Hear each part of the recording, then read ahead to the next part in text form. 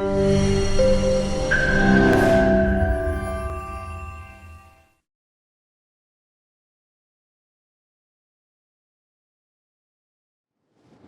buenas tardes. Bienvenidos a este curso de aspectos prácticos de la Declaración Anual de Personas Físicas.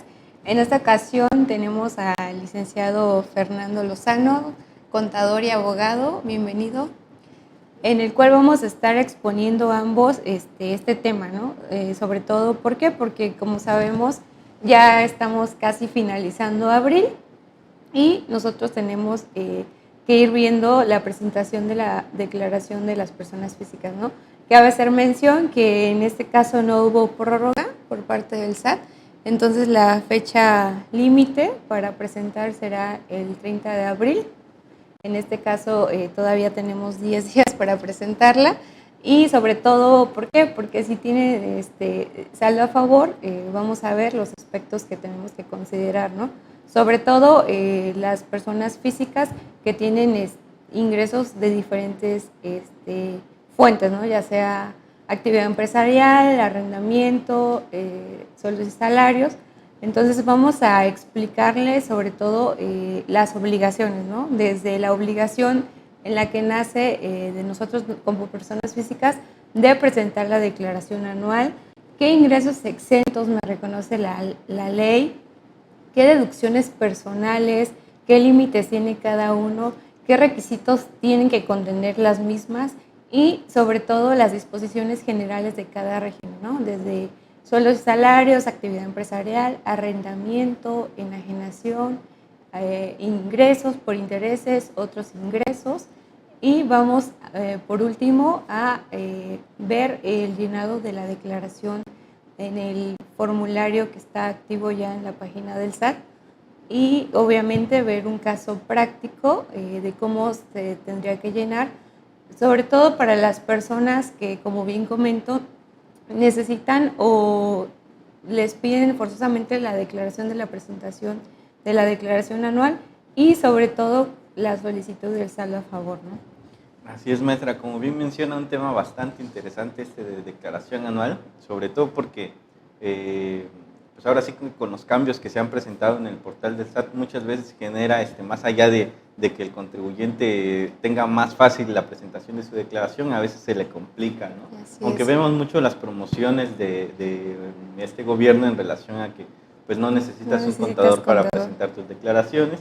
Sin embargo, vemos que es una cuestión que, aunque pareciera simple, sí es muy importante revisar, tener mucho cuidado al momento de la presentación de la declaración, sobre todo para evitar posteriormente problemas con la autoridad fiscal, requerimientos, multas, caer en los casos de discrepancia fiscal.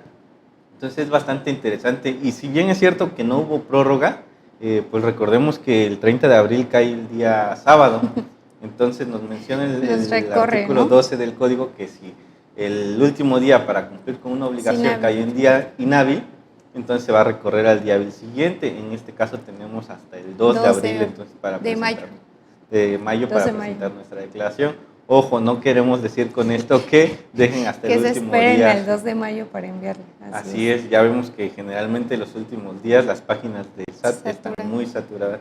Entonces, es importante que si no han presentado su declaración anual, pues pongan mucha atención en este curso que vamos a brindar y pues ahora sí que ojalá puedan aprovechar y tomar ahí algunos comentarios para que puedan presentar su declaración anual. Si tienen dudas también que se les hayan presentado en el transcurso de este periodo que ha transcurrido, pues es importante que puedan aquí externarlas para que pues, si no les ampliamos sus dudas, pues ahí intentar resolverlas, ¿verdad? Sí, incluso si ya la presentaron y derivado de la charla consideran algún punto que no checaron en su declaración anual, pues no se olviden que podemos presentar declaraciones complementarias, ¿no? Ok, perfecto. Entonces, en esta charla vamos a enfocarnos en el régimen de salarios, en la prestación de un servicio personal subordinado, actividades empresariales y profesionales, ingresos por arrendamiento, por intereses, dividendos y vamos a empezar primeramente con el fundamento, ¿no? El fundamento en el cual nosotros como contribuyentes estamos obligados a presentar la declaración anual. En el artículo 150 de la Ley del Impuesto sobre la Renta nos indica que las personas físicas que obtengan ingresos en un año calendario, a excepción de los exentos y de aquellos por los que se haya pagado el impuesto definitivo, están obligadas a pagar su impuesto anual mediante declaración que presentarán en el mes de abril del año siguiente ante las oficinas autorizadas.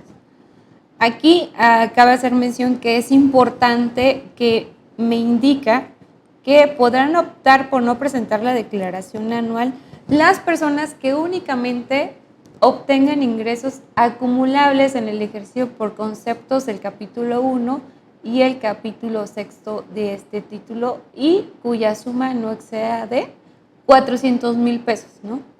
Adicional a ello, siempre que los ingresos por concepto de intereses reales no excedan 100,000 pesos, ¿no? De lo contrario, superando estos ingresos, estaríamos obligados a presentar dicha declaración, ¿no? Sin embargo, cabe hacer mención que no necesariamente tenemos que esperar o situarnos en los ingresos que yo haya tenido de 400,000 pesos superiores. ¿Por qué? Porque pudiese ser el hecho de que tú realizaste deducciones personales y necesitas el saldo a favor, ¿no? Aun cuando no superes esa cantidad. Como sabemos, como personas físicas, las deducciones personales son independientes del régimen en el que tributes tú como persona física, ¿no? Otro punto es de informar, ¿no? Informar, más adelante vamos a ver, informar a aquellos préstamos donativos que superen 600,000 pesos, como bien comenta también el licenciado, para no caer en una discrepancia fiscal de decir, a ver, estás gastando más de lo que estás obteniendo de ingresos, ¿no? Ah, no, es que ¿sabes qué? Yo ya los informé que esos ingresos fueron préstamos, ¿no? Tan es así que yo ya envié mi declaración anual o en el hecho de que, como bien comentaba el licenciado, para evitar cualquier sanción y multa que pudiese generar el SAT. Así es importante señalar que la obligación de presentar declaración anual como tal está establecida para todo el título cuarto, es decir, todas las personas físicas, independientemente del régimen en el que se encuentren, y ya de ahí, pues en la misma ley y en reglas de resolución miscelánea podemos encontrar los supuestos en las que estas personas físicas quedan relevadas o excluidas de la presentación de la declaración anual, como mencionaba el supuesto de que perciban ingresos por sueldo y salarios y no superen los 400,000 pesos. Así también tenemos la regla 3.17.11 de la resolución miscelánea fiscal.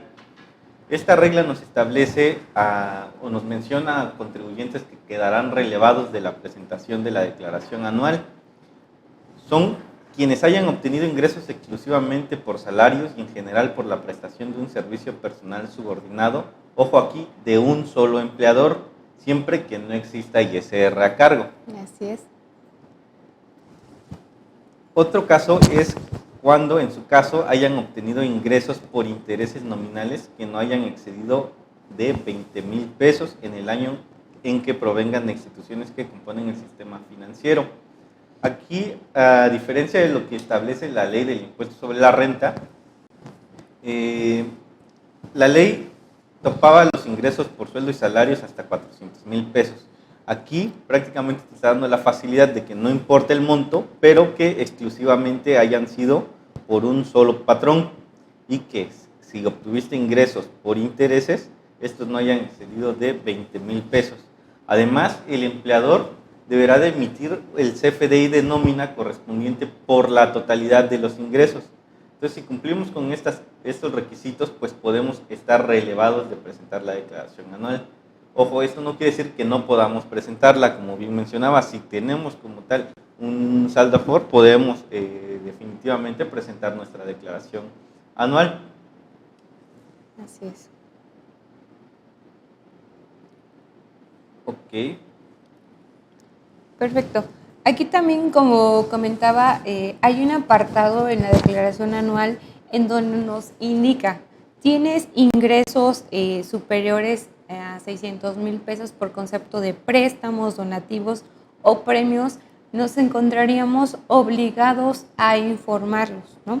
Como comentaba, si bien es cierto, no recibí ingresos por otros conceptos, otro régimen. Sin embargo, al superar estos 600,000 pesos, ya sea por un préstamo, un donativo de tus padres, de tus hijos, o incluso un premio que te ganaste en la lotería, o pudiese ser también el caso, aquí si superan los 600,000 pesos, hay un apartado que más adelante vamos a ver en el llenado del formulario, donde por cada régimen te pide que tú estés informando dichos conceptos.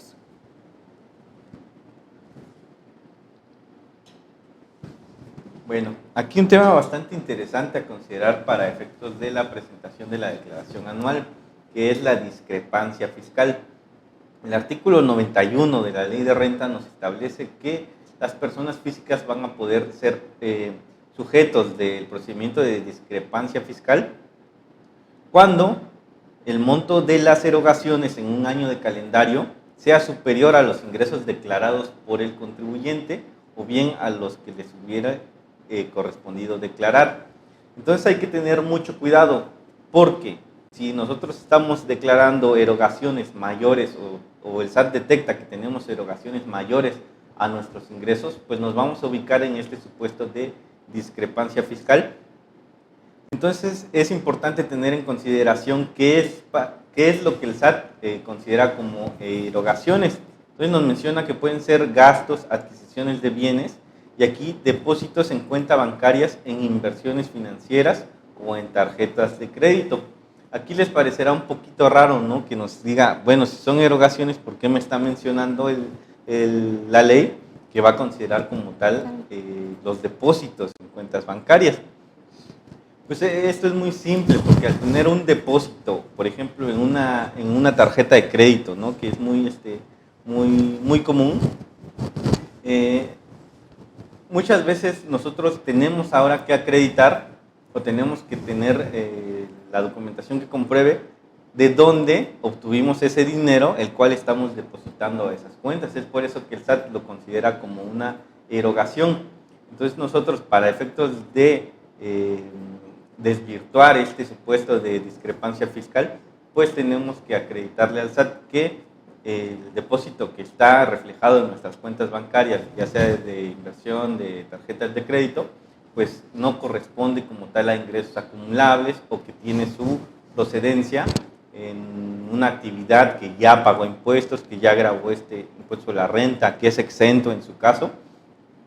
Entonces, pues es importante tener en consideración esa situación, sobre todo porque, pues de no hacerlo, pues la autoridad podría acumularlo, ¿no?, para efectos del impuesto sobre la renta, lo cual nos debería hacer a través de una notificación, y en la cual vamos a tener pues un plazo de 20 días únicamente para poder desvirtuar, acreditar con documentación fehaciente que no corresponden a ingresos acumulables del impuesto sobre la renta. Okay. También, bueno, nos dice la ley que no se tomarán en consideración los depósitos que el contribuyente efectúe en cuentas que no sean propias, que califiquen como erogaciones en los términos de este artículo cuando se demuestre que dicho depósito se hizo como pago por la adquisición de bienes o como contraprestación para el otorgamiento del uso o goce temporal de bienes o para realizar inversiones financieras, ni los traspasos entre cuentas del contribuyente o a cuentas de su cónyuge, de sus ascendientes o descendientes en línea recta en primer grado. Esos depósitos pues, no se van a considerar para efectos de la discrepancia fiscal. Y como ya les mencionaba, pues en caso de que no se logre desvirtuar o desacreditar este supuesto de discrepancia fiscal, pues los ingresos van a ser considerados por la autoridad como omitidos por la actividad preponderante del contribuyente o bien como otros ingresos, y de esta manera la autoridad pues,